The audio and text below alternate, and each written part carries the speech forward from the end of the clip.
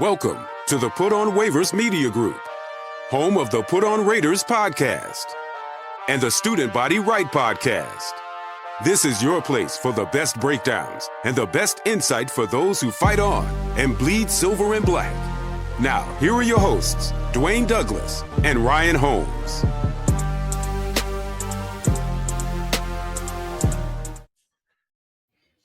And welcome everybody to another glorious episode of the Put On Raiders podcast. I'm your host, Dwayne Douglas. As always, I am podcasting on the beautiful shores of the Pacific Ocean. Beautiful day out here in Southern California. PORSPR is my Twitter handle, so check me out there.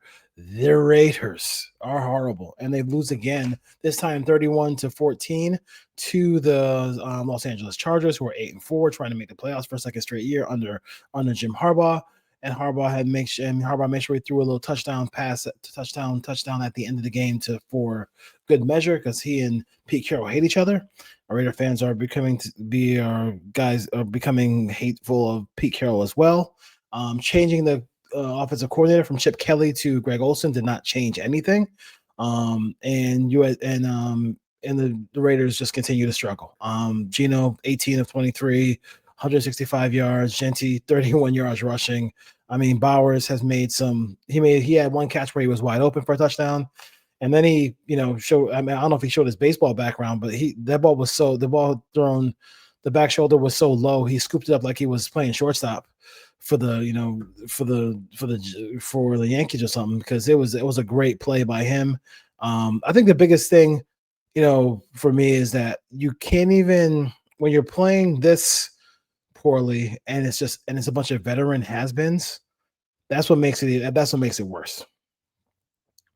You're sitting there playing these games and you're sitting there and it's just a bunch of has-beens, just has-beens, Lonnie Johnsons, guys like that, this draft class can't get on the field.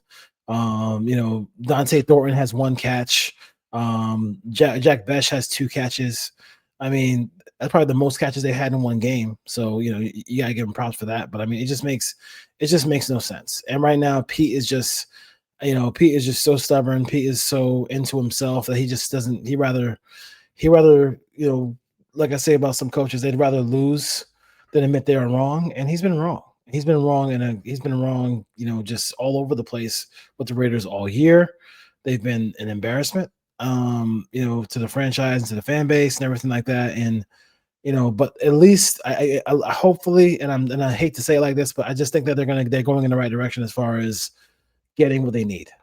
Sometimes you need to be awful, and you need to be awful, and then you need to reset your life as a football team.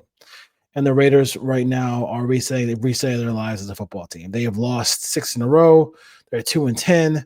Right now, they sit 4th in the draft standings right now. So you want to make sure you get into the top 3, because it's going to be three prime quarterbacks coming out in this draft. Tennessee right now is 1 loss. New Orleans is 2 losses. The Giants are 2 losses. The Raiders are 2 losses, 2 wins. All those teams have 2 wins and 10 losses. But the strength of schedule, the Raiders' strength of schedule is always going to be very good, because the Broncos, the Chiefs, and the Chargers keep winning games. So that definitely hurts the Raiders. So, but the Saints play some of these teams.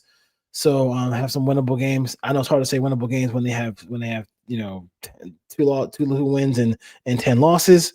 But at the end of the day, the Raiders are, just a mess, and I think they need to have that reset. The Patriots a couple years ago got that reset. They went 4-13, got their quarterback. The Bears made some savvy trades, got their quarterback. The Commanders got their quarterback. They went 4-13. So I think 2-15 is very much on the schedule for the Raiders. I think playing the Giants at 2-10, I still think the Raiders can lose that game as well. I mean, I know we're sitting there rooting for losses, but you can't win these meaningless games. The Raiders have been eliminated from playoff contention this year. We knew it was happening before, but now they mathematically cannot make the playoffs. So we'll see if Pete actually plays some young people now. I don't think he will. I think he will sit there and just try to end. He'll do whatever he can to end this streak. Like he wants for sure to end this streak and win some games because he knows he's gone. The whole back and forth through the media with Pete Carroll and Chip Kelly, it's just ridiculous. Like it's like he said, she said. I believe Chip Kelly. And then now the Raiders have to pay Chip Kelly big money for the next couple of years, or they can just cut him, probably maybe cut him one big check and be done with it. Same thing with this whole coaching staff. They all got to go. It's really bad. It's just everybody got to go. So, including his sons. My three sons get all the Carrolls out of here. Like that's the last thing in the world that we actually need is any more Carrolls playing football or calling plays or helping any way whatsoever in this team for this team, to do anything. It's just they don't. There are no more carols. The only carols we want to hear this time of year, because December's coming around the corner, is Christmas carols. So it's just absolutely just disgusting to watch what Pete Carroll's done with his team this year. And it's funny because like we went into the season thinking and saying to ourselves, hey, this team's not very good. And if they are good, they're going to win 5 games at the most. And for Pete to come in this season thinking they're going to be a superstar team was crazy. They're going to win 10 games. That's what I do. I mean, the bravado was unbelievable, but it didn't matter because the Raiders do what they do, and they lost. Geno Smith, listen, 5 sacks.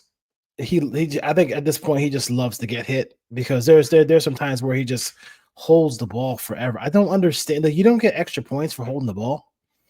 I'm not sure why he holds the ball so much. Every play has certain route combinations, including a check down. Even if the play is not there, why wouldn't you just throw the ball at the feet of the check down? It can't be picked off, and you can live to play another day instead of getting just hit every play and getting sacked every play. It's just like it just makes no sense whatsoever. But it is what it is. Nothing with this Raider team makes any sense. I'm still. I mean, if the whole thing with Amy Trask talking about, Jim Gray, if that means something to you, if that means that if that means he's going to be like a guy who is making big decisions for the Raiders, which is wild if that's true. That's nuts if that's true, but it could be. You never know. You can't put anything past the Raiders right at this point. You can't put anything past the Raiders at this point. And Genty not doing anything because the line is that bad. I mean, there's some plays where it was brutal, bro. Like it was some major hits on Genty as he's receiving the ball from the quarterback. It's just really bad. I mean, Alex Kappa's playing center right now, and like that's not doing anything for the Raiders. I mean, they just really are a struggling franchise in a lot of ways. But in the NFL, will they let go of the egos enough, the egos on this team enough to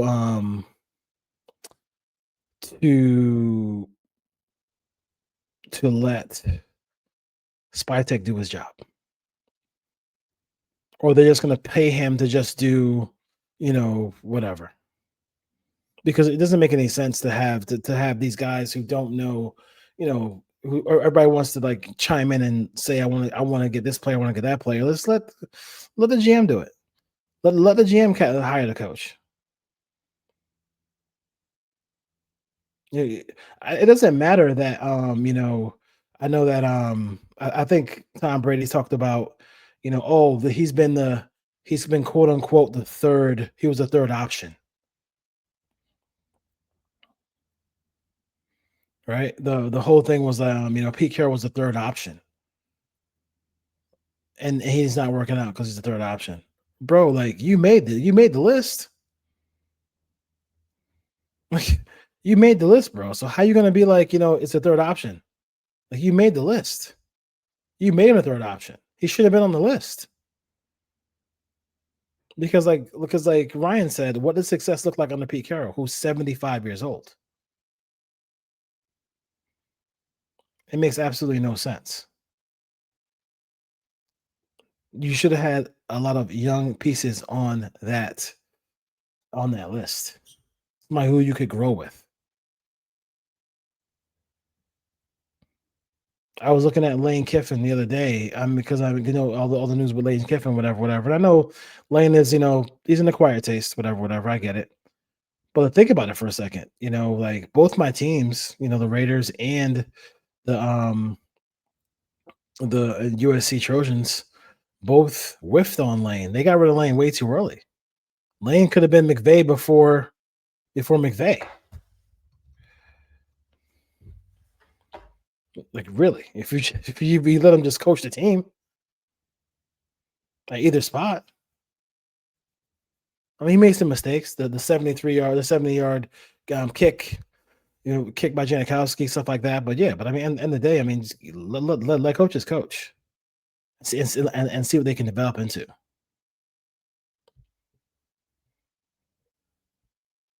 Get a quarterback, get an offensive guy, draft offensive lineman, acquire offensive lineman, and Joe Tooney was traded for a 4th round pick.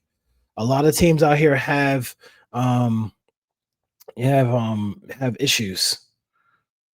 A lot of teams out here have issues, cap issues, and they gotta let go of talented players. Go look and see. Be willing to make some trades. Do what you got to do to have a functioning offensive line in the National Football League.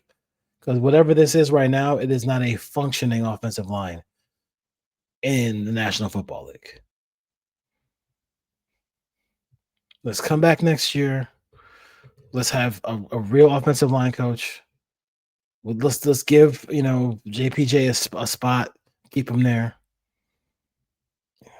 Acquire a couple. Get some depth there. And let's start. You won't be able to fix everything in one off season, but let's start with the offensive line. It makes all sense in the world. But it's just brutal to sit there and watch, a team try their best but be terrible. Because it's brutal to watch this team. I've had some of the most positive Raider fans interactions you could ever have. Some people were the most positive Raider fans you could ever see. And they've been with this team, and they've contacted me on this show a lot, and they've all said the same thing. They cannot wait for this season to be over. That's brutal. They cannot wait for the season to be over.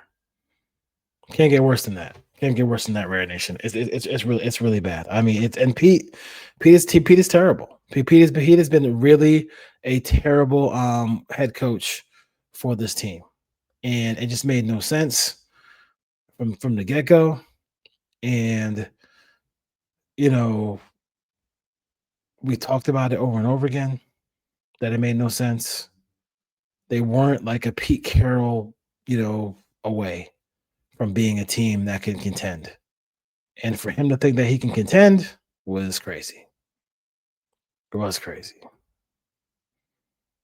I mean, starting Lonnie Johnson, people like that. I mean, it's just just not playing rookies, just giving them opportunities to do stuff, having faith in Blue Kelly and people like that. It's just gross. It's just gross. But we'll have a full show coming up. The Raiders lose. Just want to have a quick wrap up of the Raiders losing, and then later in the week we'll have Ryan back on, and we'll kind of talk about the whole situation, talk about the whole program, and see what the Raiders are trying to do. And hopefully, as the days come on, we'll just try to hope that Jim Gray is not a part of it, because you got somebody like Jim Gray making decisions in your football building. Ooh, man, it's time for the league to step in. It's time for the league to step in, because that's just comical at that point. All right, Ray Nation, take care. Peace.